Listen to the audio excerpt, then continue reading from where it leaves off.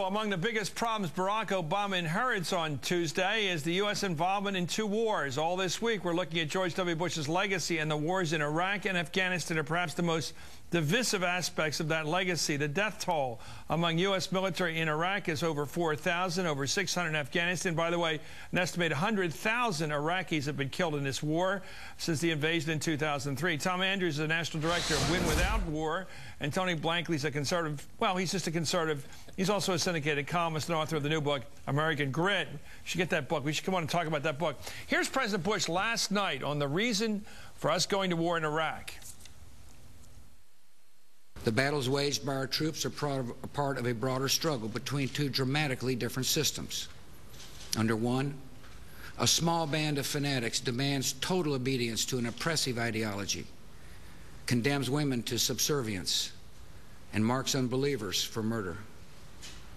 The other system is based on the conviction that freedom is the universal gift of Almighty God, and that liberty and justice light the path to peace. And in the long run, advancing this belief is the only practical way to protect our citizens. When people live in freedom, they do not willingly choose leaders who pursue campaigns of terror. Tony, is this why we went to war in Iraq? Well, look, as you know, there were a lot of reasons that Bush mentioned. Weapons of mass destruction. He gave the speech at AEI on democracy.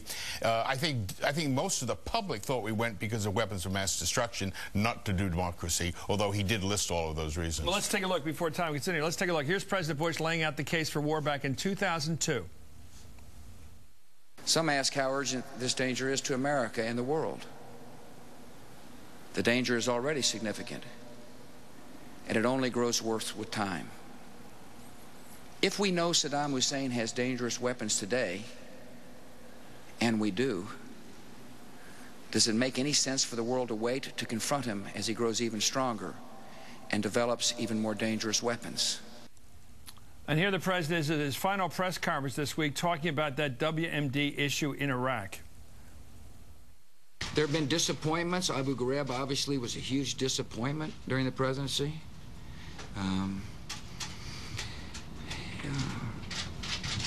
Not having weapons of mass destruction was a significant disappointment.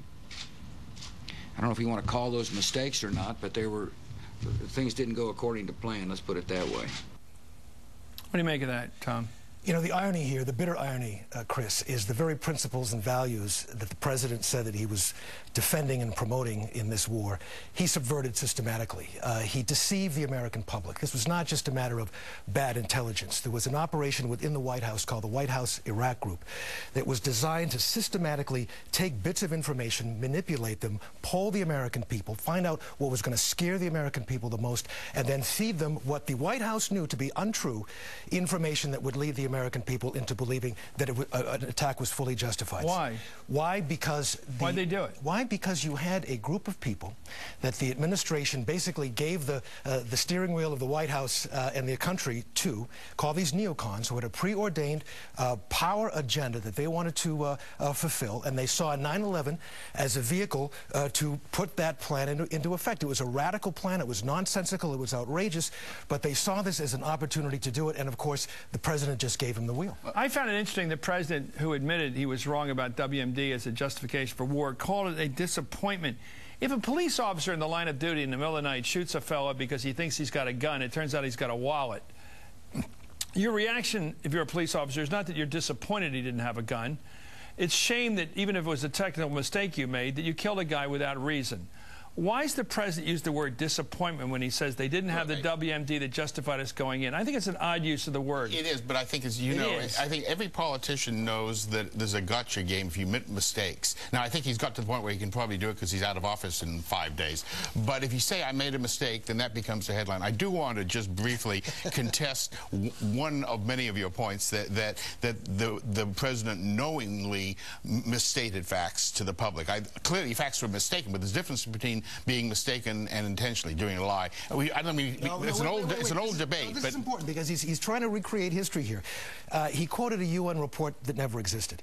He quoted a defector who said absolutely the opposite of what he actually said. One of my What about the 16 words about the nuclear arms, nuclear purchases out of Africa? My favorite was an old debate, but in fact, the British continue to believe in the yellow cake. My favorite was he told the American public that Saddam Hussein had the capability of taking a drone, putting biological weapons onto it, and flying it, launching it off the East Coast and flying it down the coast, killing millions of Americans. Right. Now, he had in his possession, now we now know, he had in his possession a U.S. Air Force report that documented that that was completely impossible. He had no such capability, nor would he have such capability, but he went on the air telling the American people something he knew was untrue. Why did he build this picture in our minds of some balsa wood plane coming from Iraq carrying, even in one case, nuclear weapons? Why did he build that picture in our minds so that the American people thought that Saddam Hussein was a strategic threat to the United States? Yeah, why did he do it? Let me say, if he did it by accident, why did he do it? We're talking about the legacy of the war, and we're now debating causes and arguments for it rather than effects of it. How about reasons for it? I mean, let me give you an example. Civil War was fought not to end slavery, but it was fought to save the Union. Its effect, its legacy, was to free the slaves. I think it's an interesting discussion to revamp over and over again all the things that was said 5 years ago. Fought over expansion of slavery into the territories. At least it was fought over slavery. But the question of the legacy is, are we going to be better off 5, 10, 20 years from now for this war or not? I think that's an open debate, but it's a more interesting one than haggling over whether George Bush was given some false information, 6 years ago. Should a president of the United States, lie to the American people? Should a president of the United States engage in the systematic deception of the American people? That's what the point is. Your morality here. What? If a cop shoots a guy by accident because he thinks he's armed, which is a good metaphor for this, you think the bad guy's armed,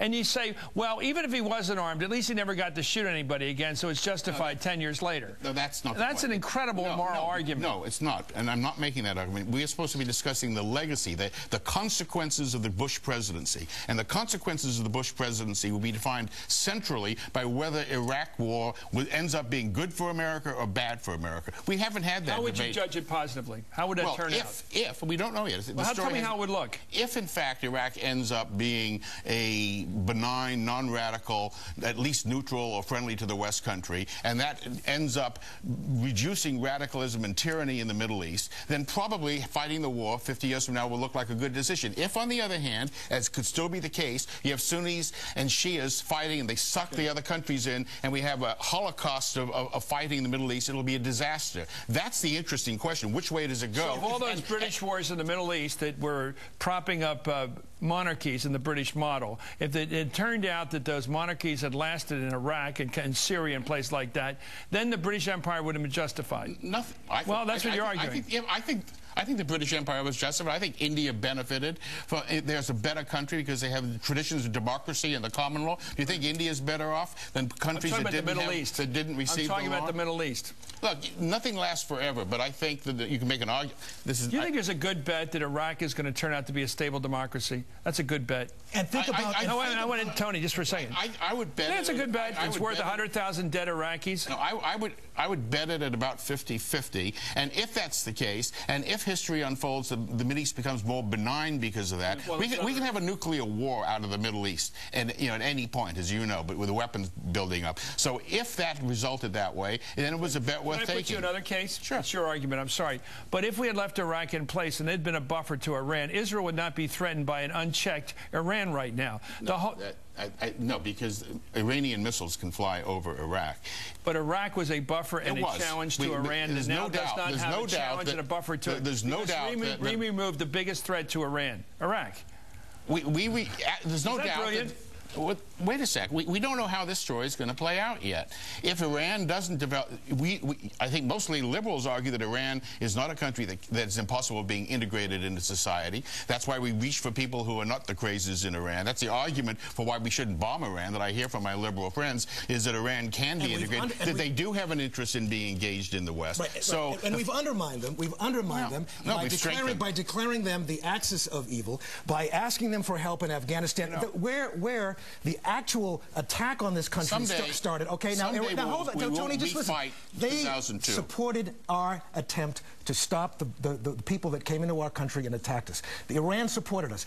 A week or so after they supported us and enabled us to be victorious in that first wave of Afghanistan and getting the Taliban out, we rewarded them by declaring them the axis of evil. We took our eyes off the ball, the real people who had attacked us, and instead we put those ideological blinders on that the neocons provided this country and went after a country that was no threat whatsoever to the United States, killed thousands of our soldiers, hundreds of thousands of innocent Iraqis, and put this country in the disaster that it is. That is the debate of 2003, reiterated. For what you now call a 50-50 bet. I think it's a 50-50 bet. 100,000 people dead, 4,000 American service people dead, families missing servicemen for a 50-50 bet. Well, was World War II worth it? Well, it wasn't a 50-50 bet. We got rid of Hitler, and that was good. Well, we didn't know at the beginning when my old country, England, decided they didn't know they were going to win. They lost London lost 40,000 people in the Blitz alone. Okay. Was it worth it? Yeah, to beat Hitler. Okay, you know what? It turned out that Roosevelt was right. The Japanese did attack Pearl Harbor. It turned out that George Bush was wrong. Saddam Hussein did not have WMD. Thank you, Tony.